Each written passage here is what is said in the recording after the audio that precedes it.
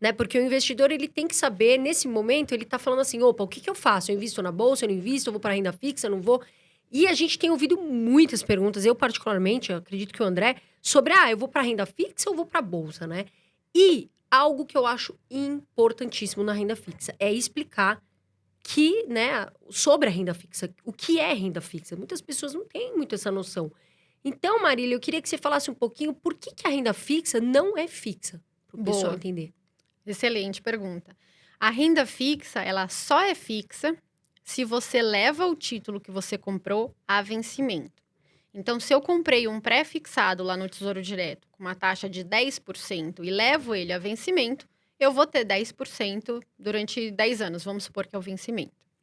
Se eu decido vender antes do vencimento, eu não vou conseguir 10%. Eu vou conseguir o que o mercado tiver valendo naquele momento. E isso pode fazer com que eu renda, inclusive, mais do que 10%. Eu posso render 30%, 40%, 50%, a depender do cenário, ou eu posso render menos. Então, se você for no Tesouro Direto hoje e ver a performance, por exemplo, do IPCA+, 2045, você vai ver que ele está perdendo 30% esse ano. Por quê? Pelos efeitos de marcação a mercado. Se eu levar até vencimento, eu vou ter aquela taxa, IPCA mais 5,5%. Mas se no meio do caminho algo mudar nas De repente, taxas você de tirou o juros, dinheiro, mexeu, né? você precisou, teve a pandemia, você precisou, ou então a sua filha precisa ir para a faculdade, ou então você quer investir num novo negócio, precisa resgatar aquele dinheiro, você não vai receber a taxa contratada. O que vai influenciar no quanto você vai receber? A marcação a mercado. O que é a marcação a mercado? A marcação a mercado faz com que o título que você comprou valha exatamente o preço de venda dele hoje.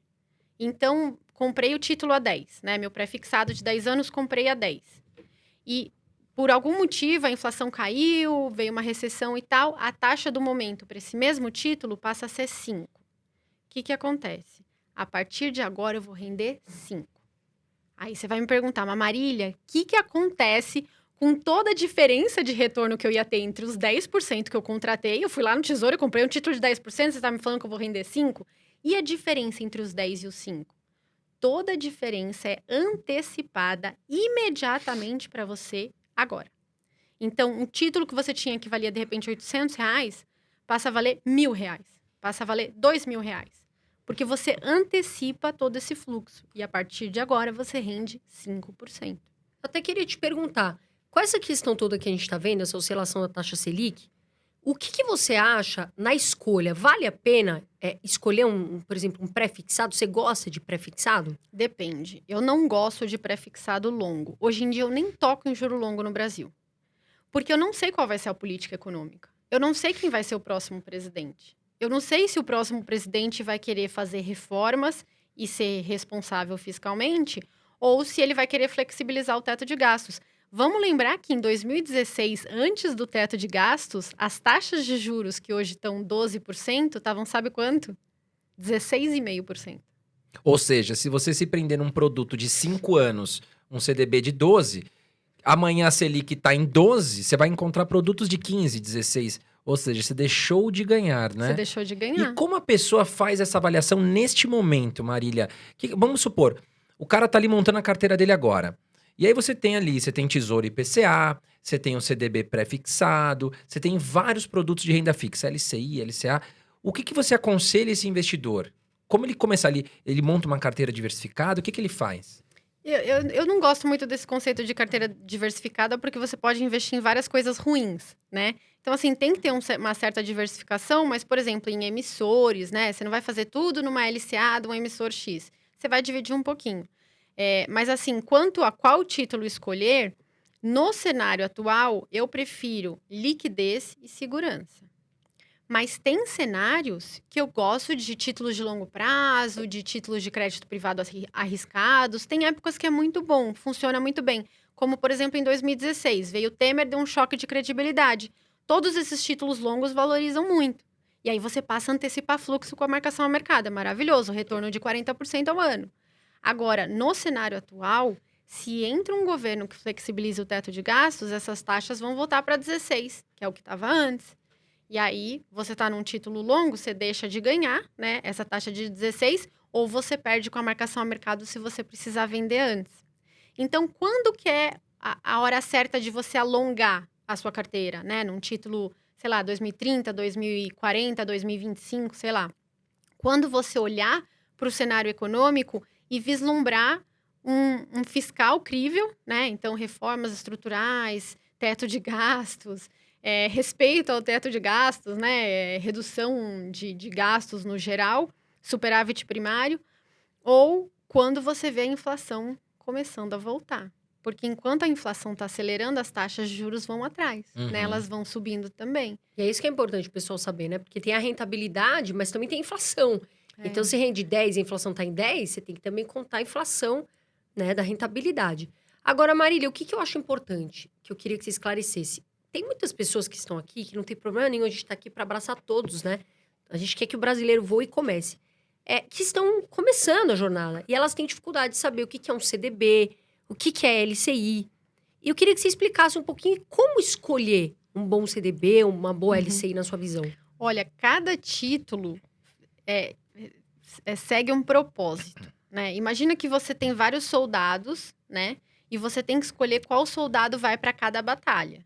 Então, em épocas de inflação mais alta, você vai ficar lá mais num pós-fixado, porque daí você sabe que a Selic vai subir e aí ele vai render cada vez mais, né? Tipo um Tesouro Selic. E aí você quer render um pouquinho mais do que o título do governo, você vai para os CDBs e para as LCIs e LCAs. O que são CDBs, LCIs e LCAs? São títulos de bancos, são emitidos por bancos. Mas qual é a característica principal deles? Eles não têm marcação a mercado. Eles não são líquidos. Quando você compra um CDB de 1 ano, você tem que ficar 1 ano com o investimento. Até tem lugares que deixam você devolver o CDB, mas eles te cobram um spread tão grande que eles Você vai perder a rentabilidade. toda a sua rentabilidade. Então, assim, quando que eu vou investir nesses tipos de títulos? Quando a liquidez não for um problema para mim.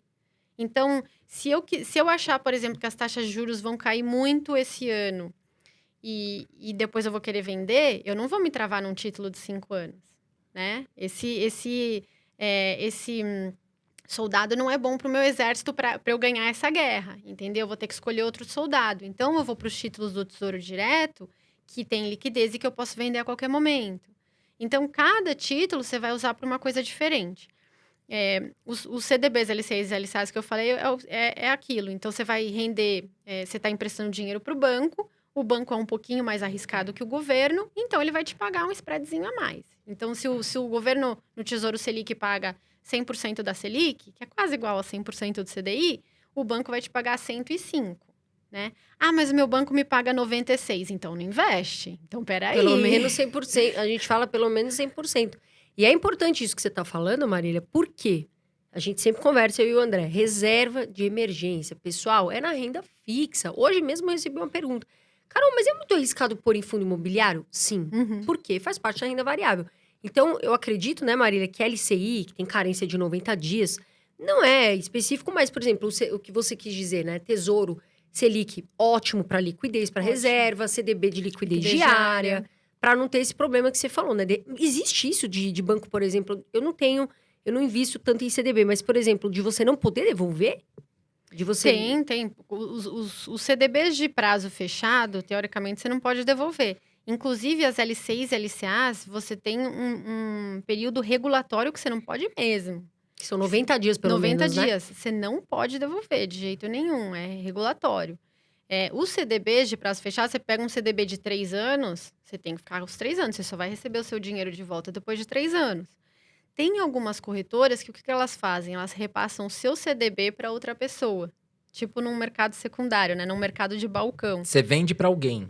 Você vende para alguém e não de volta para a instituição. Sim. Né? Mas aí ela fala, ó, tudo bem, você quer me devolver? E eu não quero. Vamos fazer o seguinte, vamos oferecer pra Carol. Isso. Se a Carol quiser comprar, beleza. Ela fica com o teu produto e, enfim, segue o jogo, Exatamente. Né? Mas aí você tinha comprado um CDB a 105. Aí a corretora fala pra você, tudo bem, eu te recompro de volta mais a 100.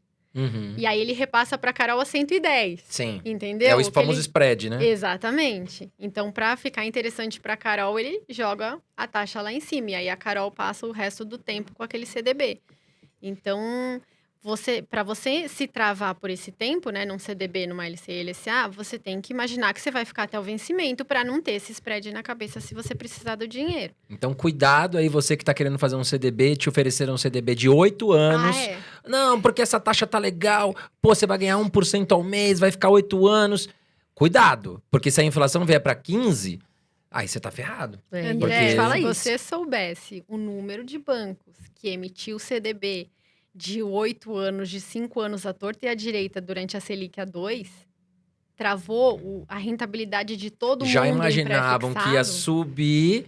Pô, não, o banco nunca perde, né, Nunca Marília? perde. Não. Pô, o que a gente quer dizer aqui, gente? Imagina o seguinte, que o banco chegou pra você e falou assim, ó, vem cá.